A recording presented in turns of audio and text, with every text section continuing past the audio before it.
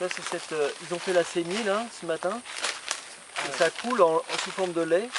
Et ça donne cette espèce de masse spongieuse là.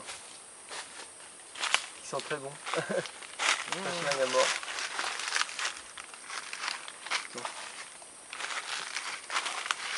Alors en fait, contrairement à une idée reçue, c'est que c'est pas la sève de l'arbre. Je me sens braqué là. Oui, donc ils font une saignée sur l'arbre avec un outil le matin tôt. Ils font une saignée comme ça et ça coule le long des gouttières là. Et ça remplit, ça ressemble à du lait, ça fait un goutte à goutte. En fait, c'est pas la sève de l'arbre, c'est une protection de l'arbre en fait. Et la sève réelle, elle est en dessous en fait. C'est juste pour se protéger des insectes en fait. Et donc ils font une saignée sur une face de l'arbre. Et tous les jours en fait, les jours où il pleut pas et les jours, comment dire, où il ne fait pas trop sec, parce que sinon ça épuise l'arbre, il faut de l'eau pour la matière. Donc ils font cette saignée qui va remplir les godets. Et à partir de là, il y a 3 filières en fait. Ah, vous filmez? Je crois que c'était des photos. Hein? Faut que je parle vite peut-être? Ah non, mais... Non, ça va aller.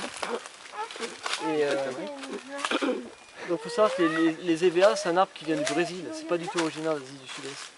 C'est les Anglais qui ont introduit l'EVA en Inde dans un premier temps et ensuite en Asie du Sud-Est, notamment en Thaïlande.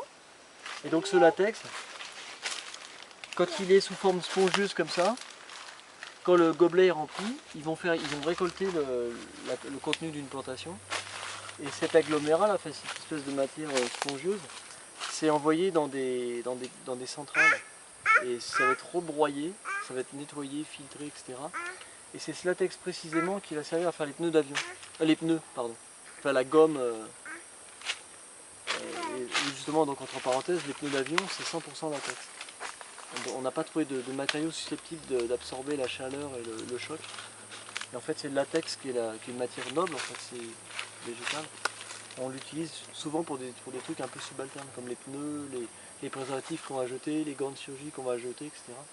Et en fait, l'an passé, j'ai rencontré une jeune nana qui est venue ici, qui est designer, et qui, elle, veut essayer de le mettre, l'élever à un truc un peu plus noble, quoi, essayer de faire des objets sympas avec. Pas forcément du jetable.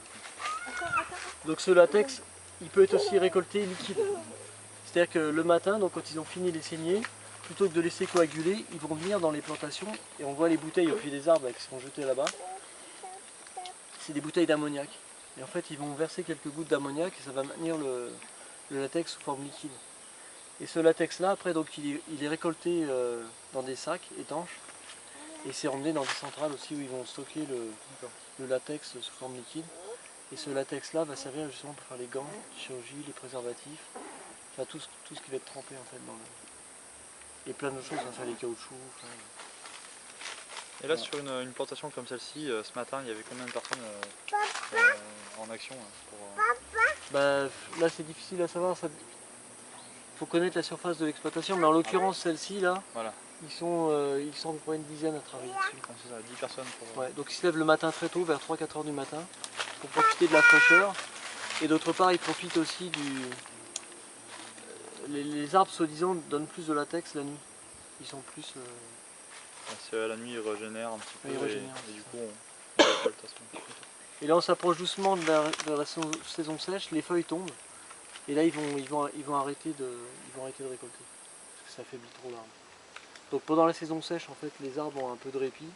Et pendant la saison des pluies aussi. C'est que quand il pleut, l'eau coule le long du tronc et ça fait dégueuler le latex, donc ils le récoltent pas.